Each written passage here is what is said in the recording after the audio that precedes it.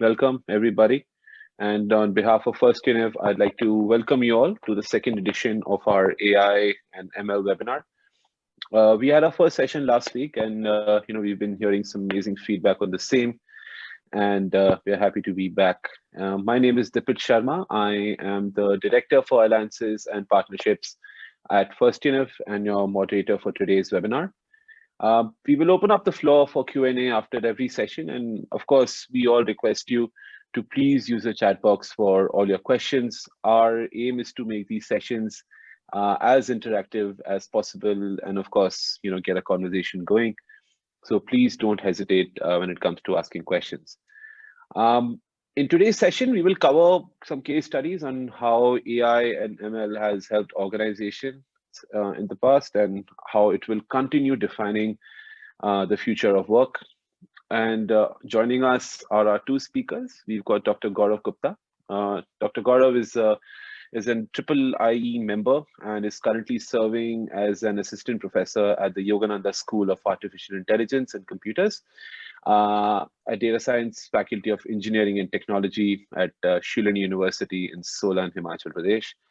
Dr. Gaurav received his BE degree from Dr. B.R. Ambedkar University in Agra. He received his PG degree and his PhD degree in the stream of computer science and engineering from KSOU-VIT Karnataka and Shoolini University, respectively. In addition to teaching, mentoring, and researching, he has also published 12 books with international and national publishers. And joining him is Mr. Ashish Khosla. Ashish is an engineer from PEC Punjab, an MBA from IIM Calcutta. Ashish has served in senior leadership roles across the world in companies like Citibank, HSBC, and UNB. Ashish is also an angel investor and mentor for many tech-based startups, and also the president for innovation and technology at Shoolini University and the director for Shoolini's AI School. Ashish is also the chief executive officer at Aaddoo, which runs the FirstUniv platform. So Dr. Gaurav and Ashish, we'd like to welcome you both and thank you for being a part of this. Thanks a lot, Dipit. And I'll pass it to you. Cheers. Right. Thank you. Thank you. Thanks a lot, Dipit. And just to start out, this is a primer on AI. And, just like last time, we'll cover the basics: why, what, and how. Why should you look at a career in AI? What is AI? We'll also now talk about how, but in this how, Dr. Gaurav will actually give us a little bit of a spin, and Dr. Gaurav will tell us how AI is used in a case study which is linked to medicine. And if we continue now, we have a couple of hands raised, and Christian, if you want to ask a question, I guess the best way is to type it down, and we'll take it as we go on in the class in this webinar. So firstly, what is AI? And we should all know what AI is. Very simply said, it's when a machine, and a computer in particular, when it can learn, think, communicate, and do what we humans do with our human intelligence. So that's simply what AI is. It's artificially doing what human beings can do naturally, and that's the ideal state. And the question comes to us is, what are the areas which need AI? And that's very important, because if you want to take a job, you need to know what industries want to employ AI engineers. And the answer is almost every industry.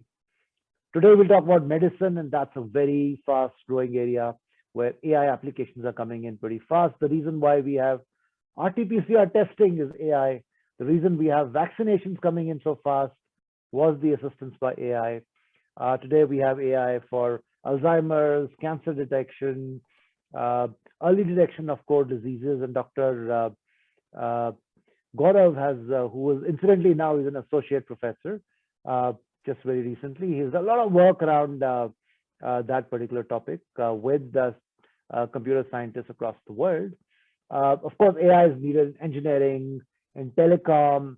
I myself have been using AI in several applications in banking, for example, and that's where AI to find the percentage of default or probability of taking up of credit card limit. These are just examples where AI is being used. Of course, AI is also used in cryptocurrency trading to find out the hash rates of which are the hash rates of which cryptocurrencies are most conducive for mining at any point of time. The other day I was reading about a graphic artist who was 22 years old and sold his painting, which he made with the help of AI for $400,000. That's 2.8 crore rupees. Yeah. So it's being used in diverse areas across the world. And the point is that once you do some kind of a specialization in AI and no coding, entry-level jobs in India are 6 to 12 lakh rupees. If you go abroad, that's $65,000. Mid-level jobs in India with 3+ years of experience would be, the salaries typically are around 14 to 30 lakhs. And if you go to the US, the comparison would be, if you look at Glassdoor, $100,000. And senior level jobs in India, 50 lakh rupees, US $200,000 and above. Yeah. And I was doing, I actually did a couple of days back, I did this search on Google, and I said, how many AI machine learning jobs are currently available? And on Naukri.com itself, there are 36,328 AI and ML jobs, which means definitely there is a demand for this. And you got jobs in digital transformation, RPA, which is robotic process automation, hardcore AI ML, smart sense, AI ML expert. All these jobs are available. And I was reading a survey by PayScale, which actually went and said that there is going to be a boom in the requirement for AI and ML across the world. And the reason for that is very simple. In the next 3 to 5 years, around 75 to 80% of all companies will use an AI application in their organization. And of course, to run that AI application, they'll need an AI expert. So you can see everywhere, just like a few years back, Dr. Gaurav, I mean, you guys probably were not even born then, but 94, 95, very few people had cell phones in their hands, right? It's a very few people. I remember when I first used my internet, that was 1994, and I used it to find a few jokes, and nobody else knew what the internet was, right? So AI today is what probably the internet was or mobile phones were in 95, 96, where there were typically a few users, relatively fewer users of that. And today you cannot imagine life without the internet, without mobile phones, right? In 4 to 5 years' time, almost every single large company will be using AI. It will be there in every field that we talk about, which basically means there's huge potential in this area. You want to add to that, Dr. Gaurav, before we move on to the next section? Yes, sir. You have truly said in the previous time, the internet, 1994, the use for jokes and all. But now the internet use is totally changed. It all depends on AI. That is the future lies within. Exactly, Dr. Gaurav.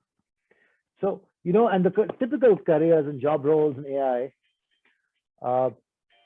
are machine learning, AI engineer, you have data scientists, and data mining analysis, business intelligence. These are all the areas where different roles, and you can take these roles up as you specialize further. Also looking at your own interest.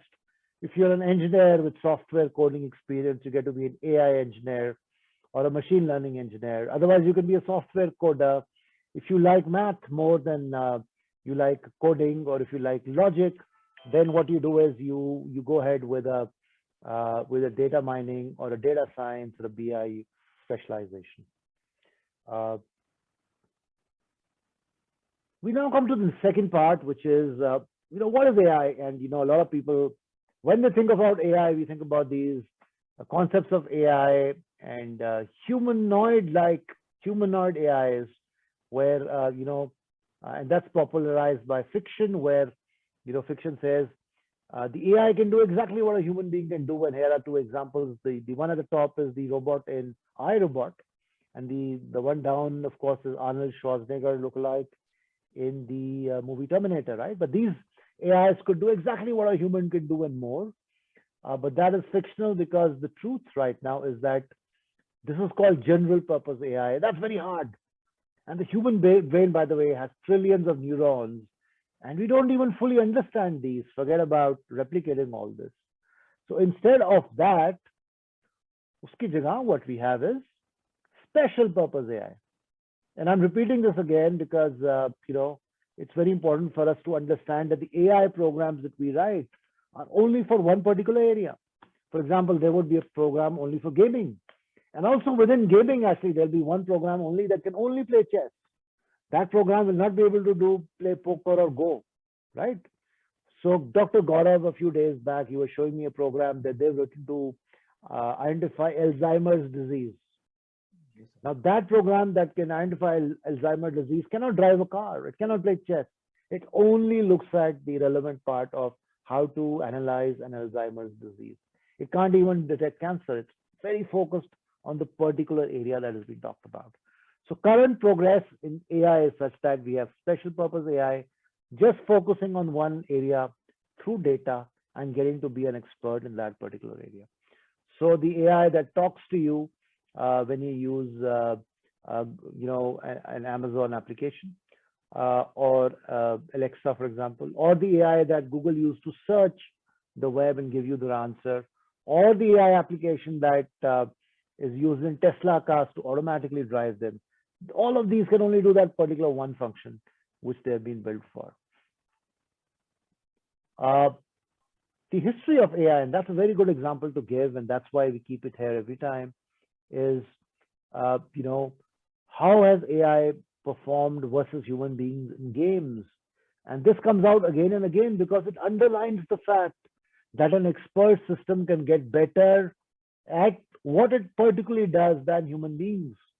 So in 2011, Watson defeated Jeopardy, and that's a game which is very difficult to comprehend. And people thought that probably Jeopardy is a game where no computer will beat human beings. Then all manual games by Atari Computer Systems were beaten by DeepMind in 2015. That's another AI program. Then AlphaGo defeated the world Go champion in 2016. Go, by the way, for those of you know it, is a game invented in China. It's thousands of years old, very, very complicated. The current champion at that point of time was a Hong Kong-based player. People said Go cannot be beaten because too complicated, a little bit of heuristics involved. It's not only rules, but AlphaGo defeated it. And then finally, people said there's a game called Poker. It's a kind of a cards game. It's based on that. And people said that poker involves both logic and chance. So how can an AI beat a human being? But CMU, which is Carnegie Mellon University, they have this AI program called Librettus, and that defeated the top human poker players. So what I'm trying to tell you is, in their areas of specialization, AI programs, through the modeling that is done to them and the data they get better than human beings. But for people like me, the whole watershed moment came in 1997 when Garry Kasparov played Deep Blue, which is a computer with an AI program. By the way, he played against them a year back, 1996. Garry Kasparov had won, and people like me said, "Yeah, of course. How can a computer beat the world's best chess player?" But you can see him the next day, just kind of rubbing his forehead, So he doesn't know what's happened. He also knows it's the end of an era. Today, we do not hear of Kasparov or Vishwanathan Anand or Carlsen playing against computers, because it is a given that computers can think ahead billions of billions of permutations and combinations, and therefore they will be able to find the move, a strategic move, which even the world's top players cannot, and they will consistently win. Yeah. Just quickly asking you a question or two. Not sure if we can run a poll. Can we run a poll, Dipit, or should we ask people to type in chat? I think we can run a poll, Ashish. If you can run a quick poll. I'm not sure how to do that. My apologies. Ashish, are you aware of how to run the poll? We can do in chat right now. Okay, why don't you answer this question in chat? Here is this question. You've heard of this professor called Alan Turing. So my question is, which one of this is true about Alan Turing? Alan Turing invented the first AI program that beat Garry Kasparov in chess. Or is it B? Alan Turing invented the world's first computer that could run an AI program. Or is it C? He wrote a rule to identify if a software could be called intelligent. Or is it D? He wrote the world's first AI program. So, think about it and tell me which is true. A, B, C, D, and you can type it in chat and let's see if you know the answer. So Pragati, I think you were there last time and you still haven't got it, Pragati. Yeah, but no problem. Let's see what some of the other people are saying.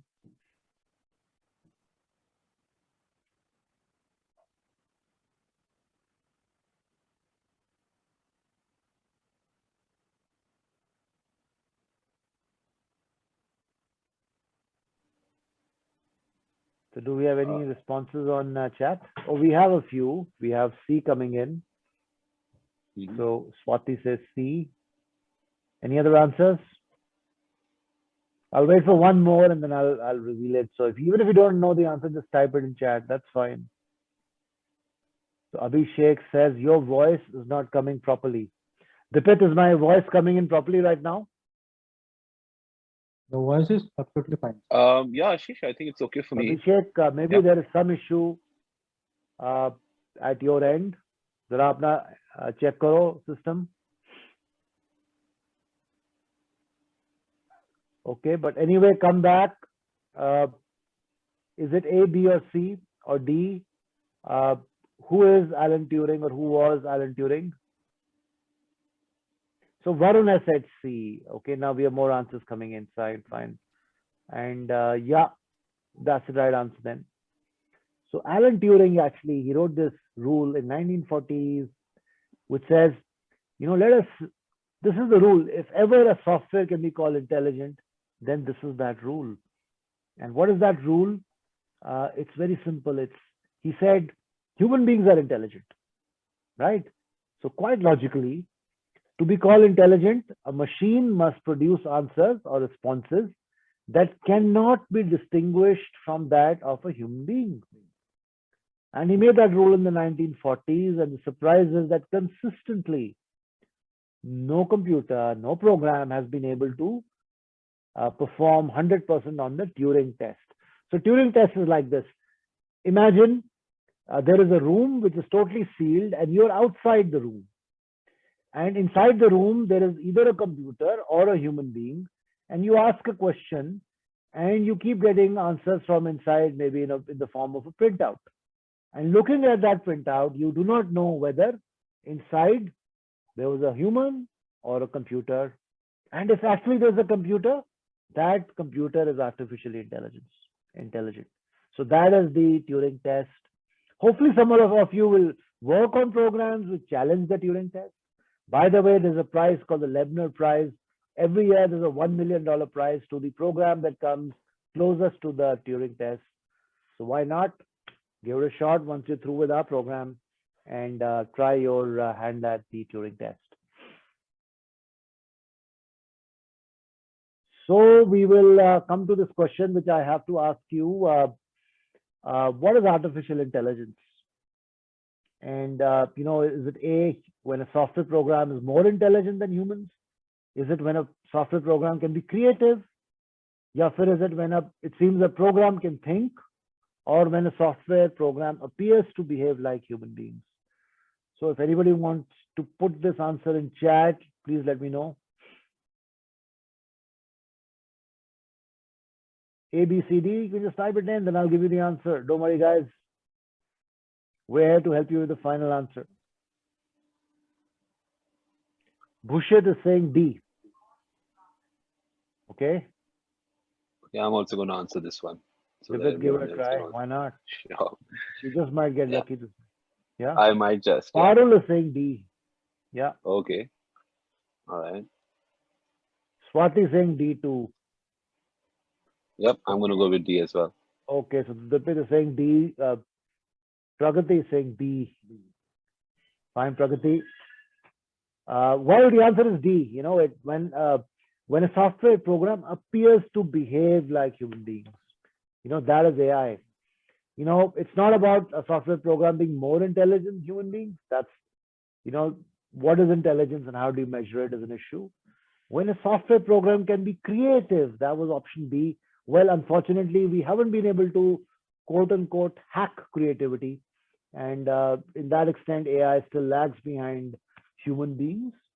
Uh, well, it seems that a program can think, quite possibly that, but again, thinking is vague. Thinking we keep to ourselves. Sometimes we think a lot of things and don't really act on those. So very difficult to say or think or realize what is being thought. But when a software program behaves in a way that we feel is like a human being, that's AI. So when a program drives a car and it behaves like a driver, we say that's AI. When it searches the web for us, when it answers a question for us, whatever it does, we don't know how it's thinking or how it's doing its stuff. But when it does that, that essentially is AI. Okay, and there's one more point about AI that I have to make, and that's very important is, uh, old programs, we'll call that AI. I won't ask this as a question, but old programs used to run on rules. Okay, so you had a rule with 12 million lines of code. That's, for example, the browser that you have are currently running. So you huge number of programmers would sit, and you need to know your code very, very well to be able to code. So that was old standard programming. Today now, there are no rules, only examples. You can even write a complicated AI program which only has 200-300 lines of code, right, Dr. Gaurav? Yes, sir. What you need on the other side is millions, maybe thousands and millions of examples in making a model. And so that whole thing has changed. So now you need to have a better understanding of logic, algorithms, of the particular kind of functions and the maths and the modeling that comes behind it to be able to, come out with an AI-based program. So that's a huge difference. We do not have large lines of codes, but we have large number of examples, which the AI then uses to come and figure out what needs to be done. Another question that is often asked to us is, what is the difference between AI and ML and deep learning? And Dr. Gaurav, you want to take that up? Definitely, sir. The broadened way of the artificial intelligence is the AI is the big umbrella, and under the umbrella there are machine learning and deep learning. Means the driven between the AI is the broadened way the artificial intelligence is. Gaurav, you need to speak up a bit. Your voice is not very clear. Okay, sir. Now it's fine, sir. Yes. The AI is the big umbrella under which the two comes. That one is machine learning and the deep learning. When we are working, deep learning is a very recent technology that has been come upfront. That is the breakthrough driven AI booms. When we are working on the image processing, the computer vision, the NLP, that is the deep learning. When we are AI, machine learning is a flourishing.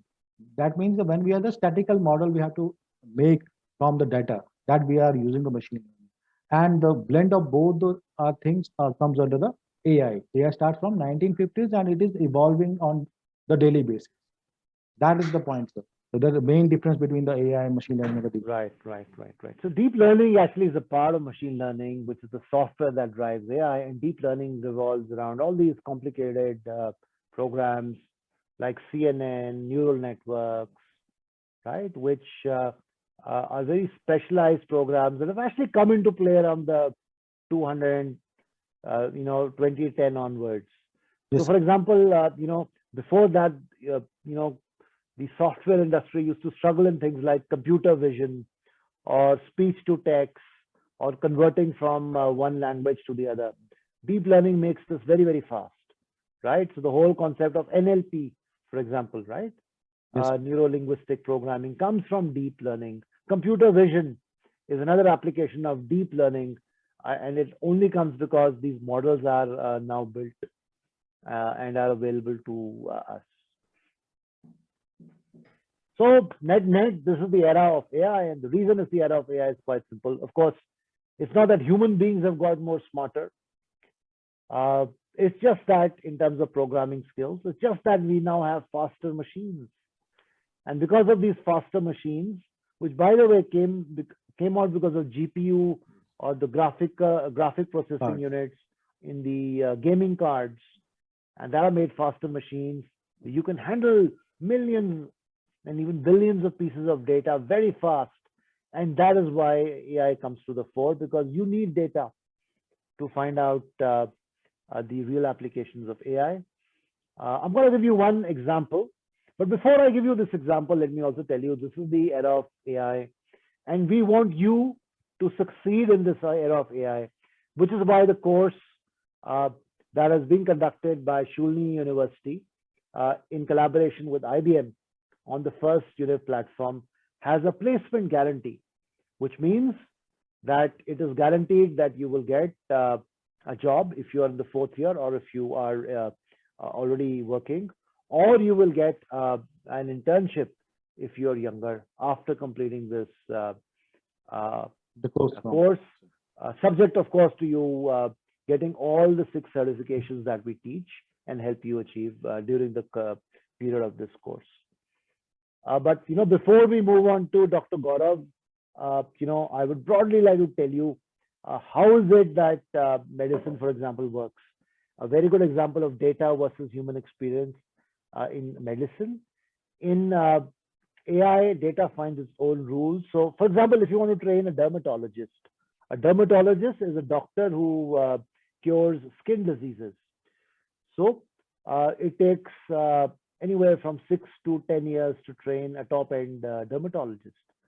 And what the dermatologist does is while training him, you show him one book with only one example per disease, and he studies it, he remembers it, and then over a period of time, he gets experience and exposure to patients and builds his own understanding of medicine and cures patients based on that.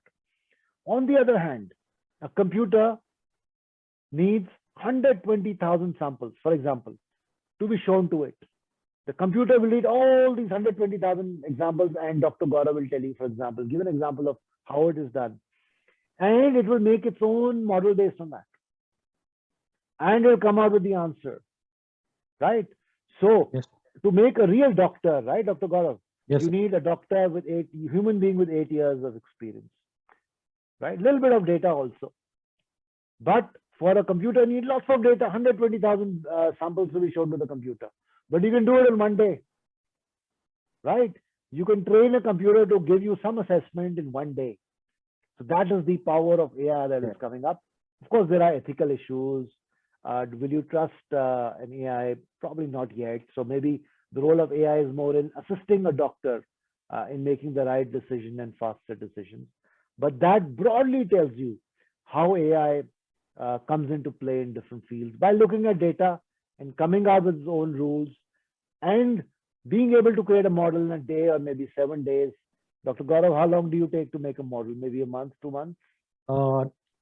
It depends on the data, sir. It generally takes a month's time to make a full working pipeline. That's right. So typically around a month's time for Dr. Gaurav and his team to make a model on one particular aspect of a disease. So that's what it takes. But then you have the equivalent of a doctor or half a doctor ready with you, right? Okay. Thanks. And so Dr. Gaurav, now it's over to you. Do you want to share your own Yes, sir. I want to share. case study? Yes. Right. Thank you.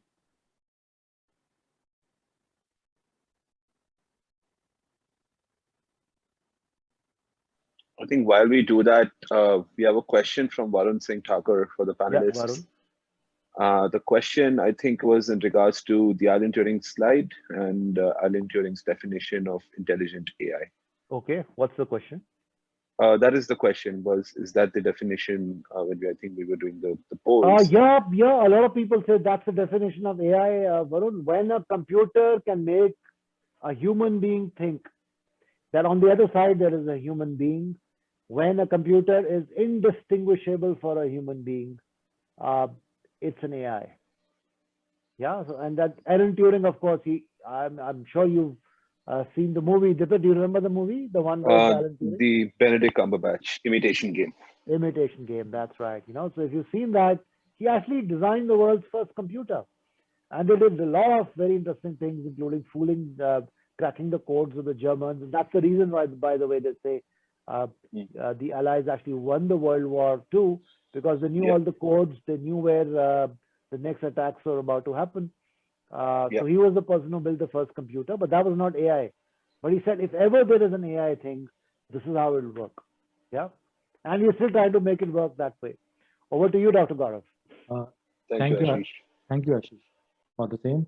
So now the topic is why machine deep learning for medical imaging. As the world is moving towards the images type of diagnostic, like medic, magnetic resonance imaging, MRI, the microscopy, the CT, the ultrasound, the X-ray, the mammography, the multiple types of data is available in the market right now. Not such in the market for the medical houses. The medical data is available, but it is all for the past 5 years. It is only with the doctors to understand what is medical images all about. For example, if you are looking at this brain image, only a doctor can understand where is the tumor lie. But now with the help of AI, we can diagnose, we can segment the data. What are the application? Different application of deep learning means the segmentation, the imaging. Today we are talking about the segmentation of data, where the tumor is exactly being. For example, here is the tumor, here is the tumor. So we have to diagnose the tumor. We have to diagnose the tumor and help the doctor to pursue in the diagnosis of the cancer. So what case study we are taking is the earlier diagnosis and classification of Alzheimer disease using MRI. What we will do in certain type of test cases or building a model, how we have created a model. First is the collection of data. What we have seen in the previous slide, the n number of type of data is available. Here we are choosing the medical magnetic resonance imaging, MRI, that has been collected and building the model using the machine learning algorithms. There are n number of algorithms which are available, but for this particular CNN, we are used support vector machine, logistic regression, random forest, decision tree classifier, and adaptive boosting classifier. And after comparing all these classifiers, what we are concluded the result, whether the particular image is cancerous or non-cancerous. That is the main part of the model being created with the help of artificial intelligence. Because there are n number of images, this will help the doctors in early diagnosis. Because a diagnosis prior to 1 or 2 months also help the patient to survive. That is the main motive of designing the model. This is the model how we just create a model. This is the pipeline how we just create the model. We just take the MRI scan into the picture first, and then we pre-process the data. Means there are n number of images which are not relevant to us. Means if there is a particular segment of an image which is a tumor based, we have to pick that only. Then we will split the data into two parts. That is the training and the testing part. This is a very simple thing. This all things you will learn during the course time. When you will get in the course, you will all learn these things.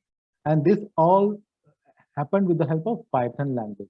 This is very important. The Python language, we are using the NumPy SkyScript type of libraries for implementing this type of models. When we are splitting the data into the two, rather in the three parts, the one is the test set, training set, and the validation.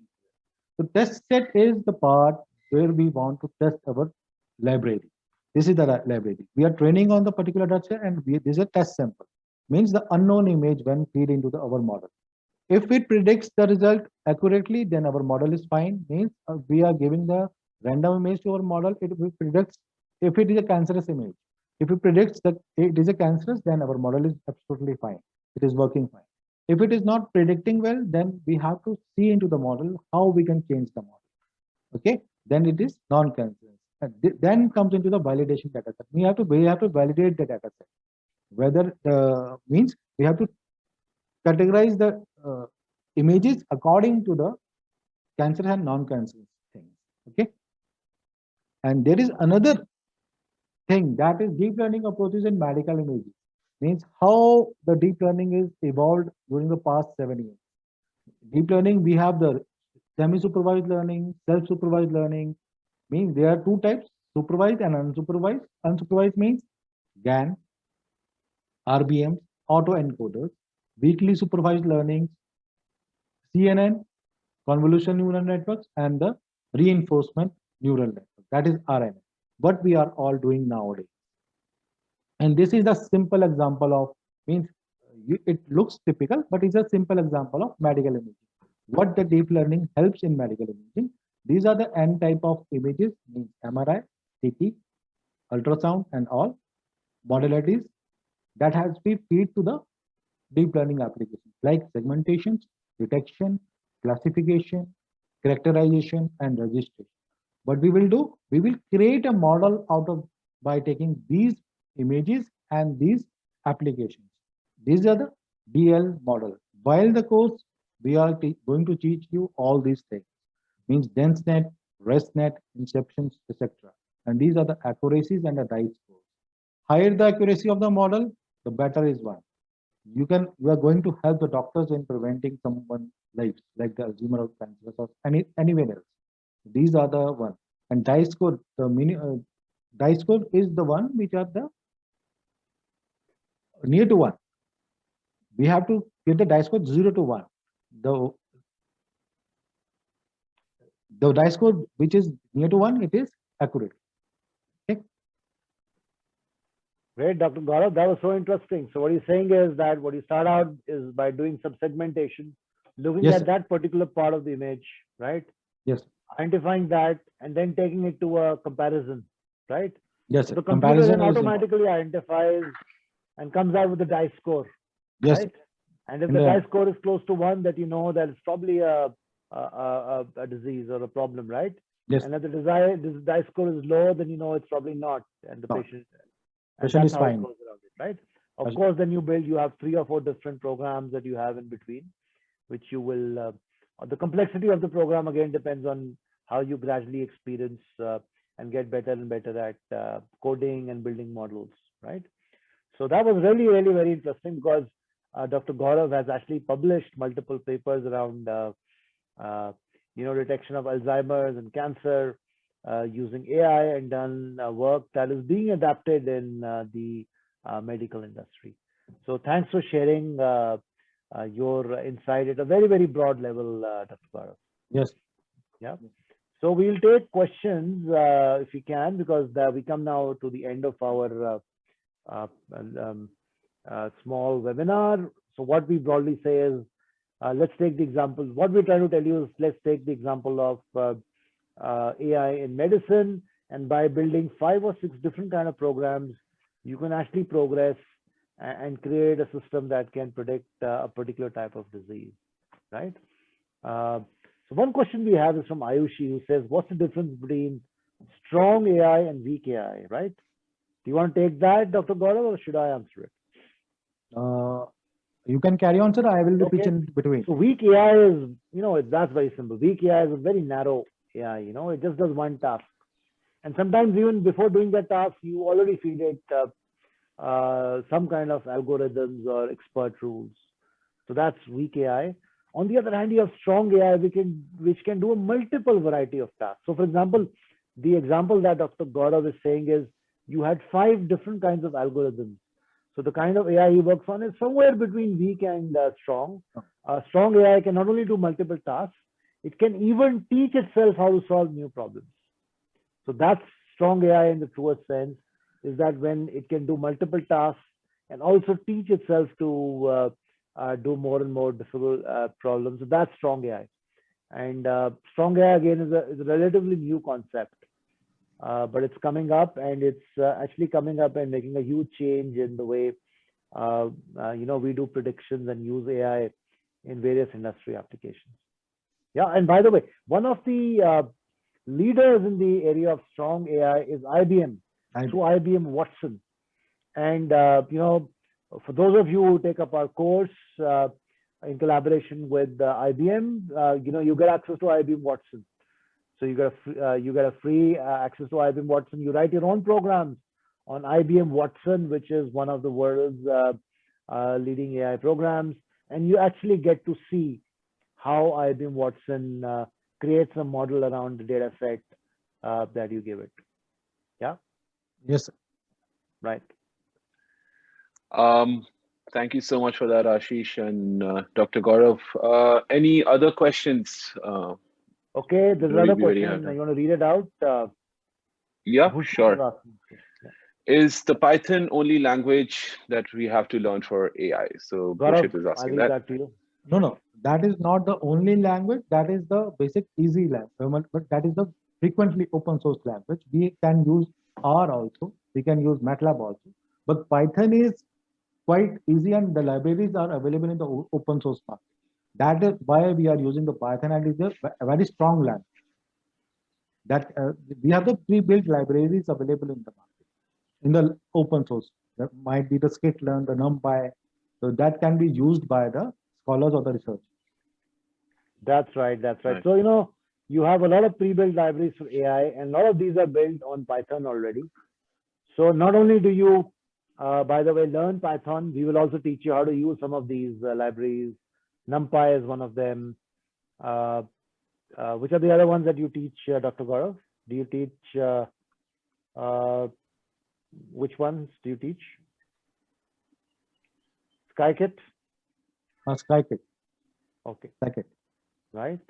So, a lot of libraries are built on Python, and so Scikit-learn is a full area by itself.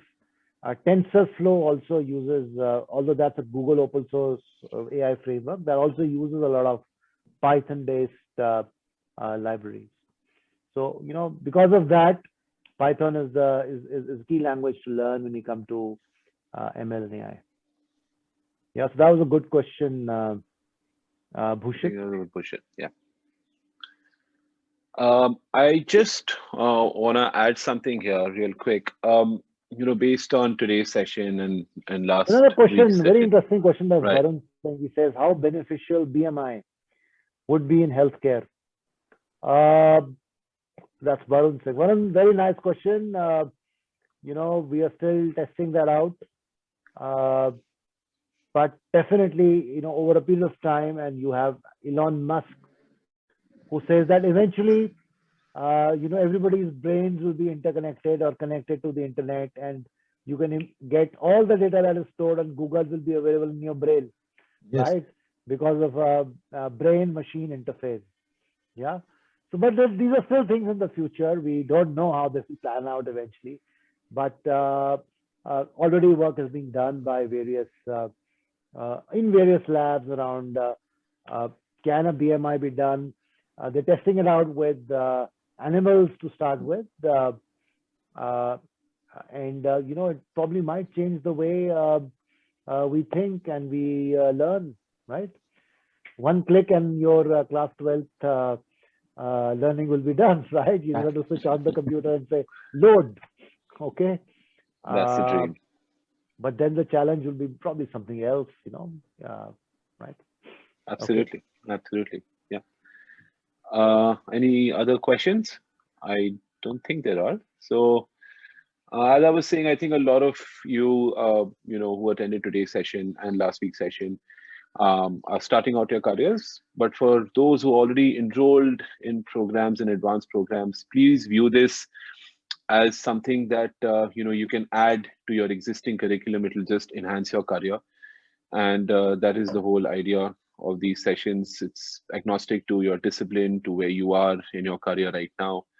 It's a good boost to have, and of course, this is an acquired skill that will really catapult your career to new heights. And with that, if there are no Just other, one thing yeah, again, yes, Vipin. Ashish, yeah, Firstly, it's a very intense course, but it's very interesting also. It's an exciting course. absolutely, yeah, And, we actually give, in our course with the Shoolini and IBM collaboration, we actually give 6 certifications in collaboration with IBM.